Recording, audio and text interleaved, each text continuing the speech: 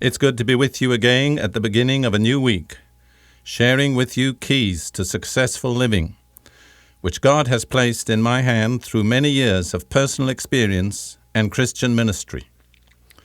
The theme for my talks this week is a question, a very searching and penetrating question.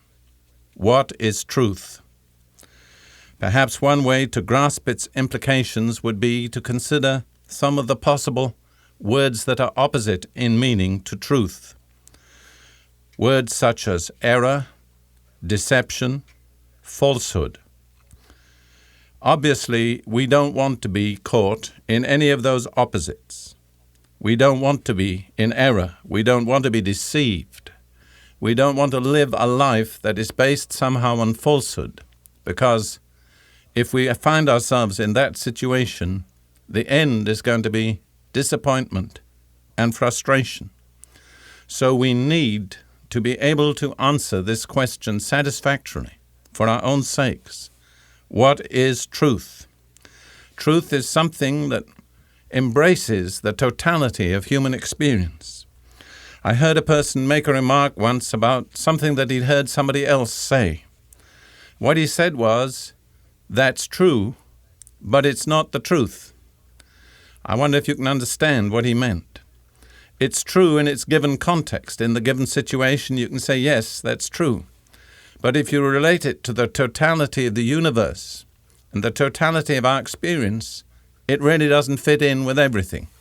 So it's true, but it's not the truth.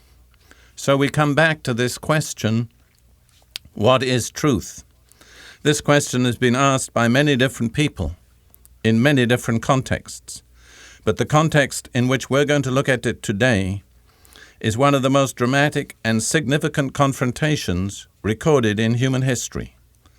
Jesus is being examined by Pontius Pilate concerning the charge that he has set himself up as King of the Jews. In his reply, Jesus focuses on the issue of truth. I'm going to read the account of this confrontation in John's Gospel, chapter 18, verses 33 to 38. Pilate, therefore, entered again into the praetorium and summoned Jesus and said to him, "You are the King of the Jews?" Jesus answered, "Are you saying this on your own initiative, or did others tell you about me?" Pilate answered, "I am not a Jew, am I?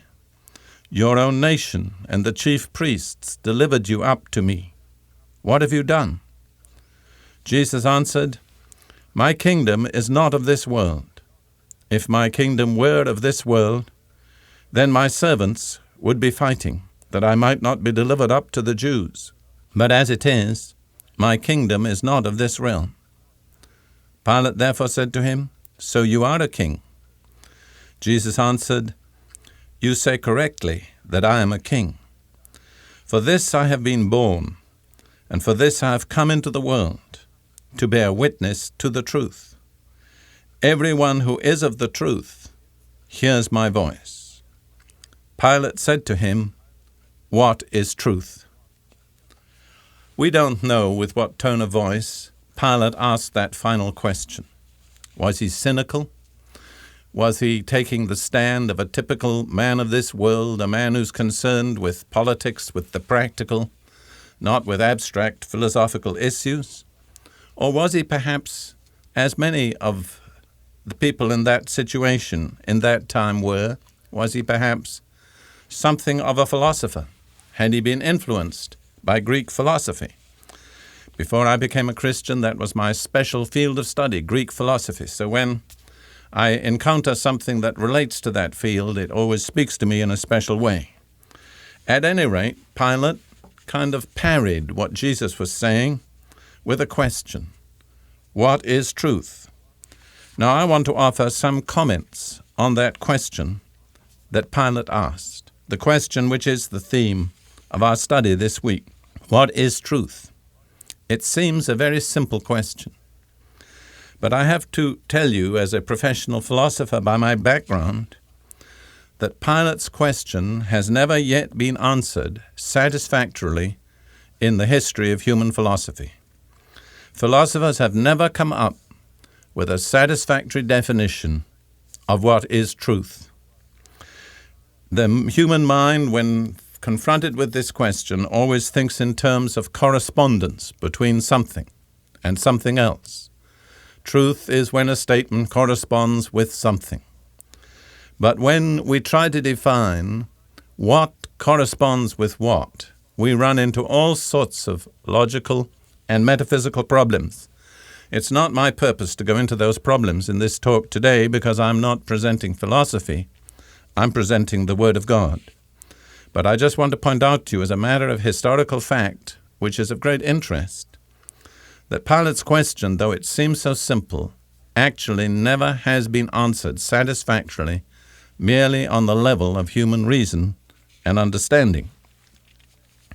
Then I want to point out, in connection with this confrontation between Jesus and Pilate, how much importance Jesus attached to the truth. I want to read again the words which he said. "You say correctly that I am a king. For this I have been born, and for this I have come into the world, to bear witness to the truth. Everyone who is of the truth hears my voice." For that very purpose Jesus was born. For that very purpose he came into the world, to bear witness to the truth. That obviously gives the truth the most tremendous importance. It was one of the great objectives for which Jesus came. And then he says, when you hear the truth, it's going to bring out something in you, and it's going to do something which will indicate where you yourself stand in relation to the truth. Everyone who is of the truth hears my voice. What Jesus is implying is that the world needs to have the truth identified. We need to know in the midst of our confusion, what is the truth? We need to have something firm that we can grasp and lay hold of and say, this is the truth. I have two more comments that I wish to make on that question of Pontius Pilate, what is truth? And Jesus' answer to it. I want to say that on the basis of what Jesus himself told Pilate, it is kingly to stand for the truth. The question was, you are a king then? And in his answer, Jesus said, yes, I am a king, and for this purpose I was born and came as a king to bear witness to the truth. This is something that moves me deeply. It is kingly to bear witness to the truth. In a certain sense, you may say this issue of what is truth brings out what is kingly in human nature. It is cowardly to compromise. It's not worthy of a king or a ruler chosen for the purpose of directing the affairs of humanity. It's not worthy to be afraid to stand for the truth. You see, that was, I believe, Pilate's problem. He didn't want to get committed to the truth. He was in the position of a ruler. He was responsible, but when confronted with this issue, he didn't like it. But Jesus said, I'm a king, and as a king, I'm here to bear witness to the truth. I stand for the truth. I will not compromise. Jesus knew full well that to say yes to that question was going to cost him his life. But he would not deviate one hair's breadth from the truth under political pressure or under any other kind of pressure. And so let me say again, let me emphasize this to you. It is kingly to stand for the truth. It's unworthy and cowardly to compromise on this issue of what is truth. And then one final comment, which is really penetrating, I think. At that moment that Pilate asked the question, what is truth? The truth was standing there in front of him, in the very person of Jesus. I wonder if he realized that. We'll never really know, perhaps, until eternity. But bear that in mind. When Pilate asked the question, he was, for the first time in his life probably, confronted by the total truth in the person of Jesus. Why did he ask the question? My answer is, his question was an evasion. He didn't ask because he wanted to know the truth. He asked because he wanted to avoid confronting the truth. And I want to read something about what Pilate did that's recorded in Matthew's Gospel. Matthew 27, verse 24. When Pilate saw that he was getting nowhere, but that instead an uproar was starting, he took water and washed his hands in front of the crowd. I am innocent of this man's blood, he said. It is your responsibility. What I want to say is this.